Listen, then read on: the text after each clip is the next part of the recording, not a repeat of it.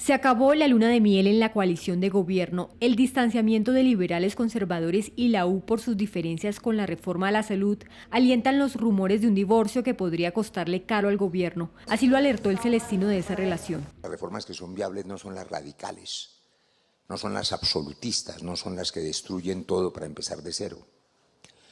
El ejercicio hasta ahora fallido de ese consenso en la salud puede significar un dominó frente a las demás reformas. Y puede significar que el clima de debilidad de esa coalición en el Congreso, que es el que aprueba las reformas, echa al traste no solamente esas, sino las demás.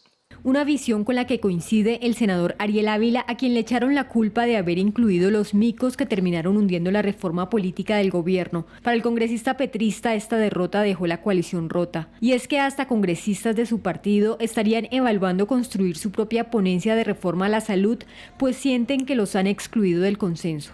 Se abrió una discusión en la bancada del Partido Alianza Verde, más toda la coalición Esperanza, en donde se pretende que nosotros podamos contemplar y liderar una ponencia alternativa para la reforma a la salud, siempre que creemos que haber dejado la vocería de los puntos de la reforma en las bancadas de los partidos tradicionales, pues ha excluido una visión de reforma que tiene sentido para millones de colombianos que creen que el sistema sí debe mejorar. Por ahora, el Partido Conservador y de la U se apartaron del proyecto de Carolina Corcho.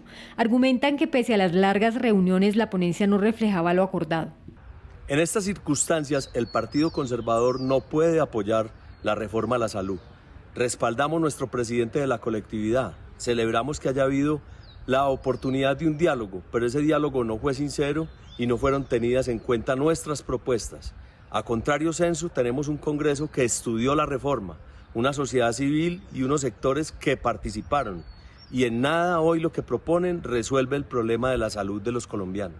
Los privados tienen que tener igualdad de condiciones en un sistema mismo que los públicos. No podemos pensar que el ministerio le traslade recursos a la red pública sin antes prever una facturación.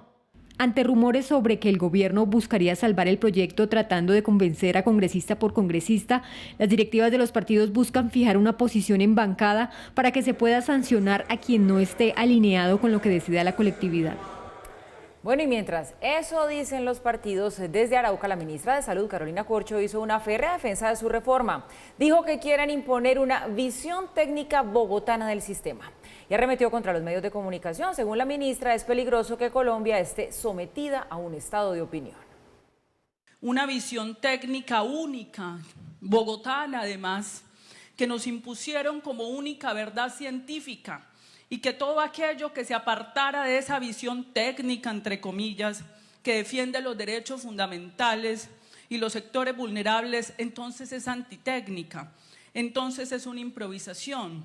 Hay un ambiente en este momento en el país de dirimir esta discusión en los medios. A mí me parece preocupante y peligroso que Colombia esté sometido a un estado de opinión donde mediáticamente se decide si un proyecto de ley se presenta, se tramita, no se tramita o no, cuando eso es una función constitucional del Congreso de la República.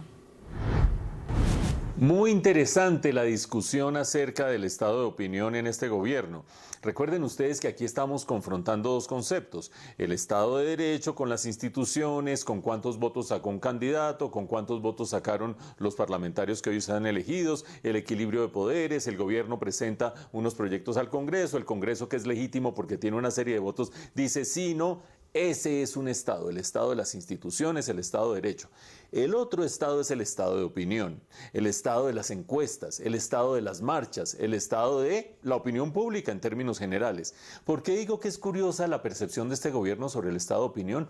Porque a veces parecería que le gusta el Estado de opinión, a veces parecería que no le gusta. ¿Por qué digo eso? El presidente Petro ha llamado a la gente a salir a las calles, a movilizarse, que sin movilización no hay transformaciones en este país, que sin movilización no habrá un eco en las instituciones acerca de las necesidades y lo que quiere la gente.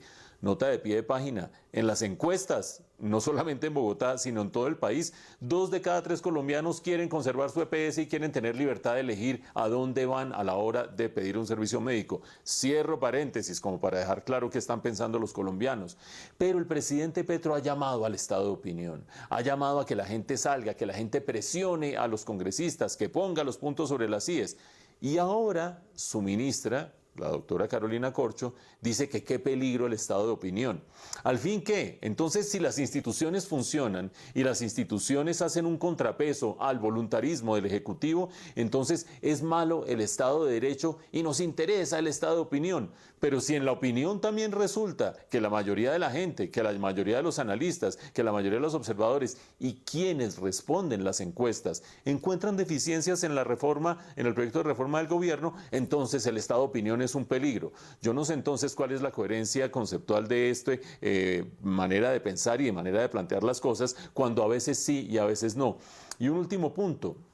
Esa idea y esa iniciativa del gobierno de ir buscando ahora los votos uno a uno probablemente funcione. Siempre habrá un congresista, siempre hay un congresista que dice, la sugerencia de tal instituto, listo, ahí está mi voto.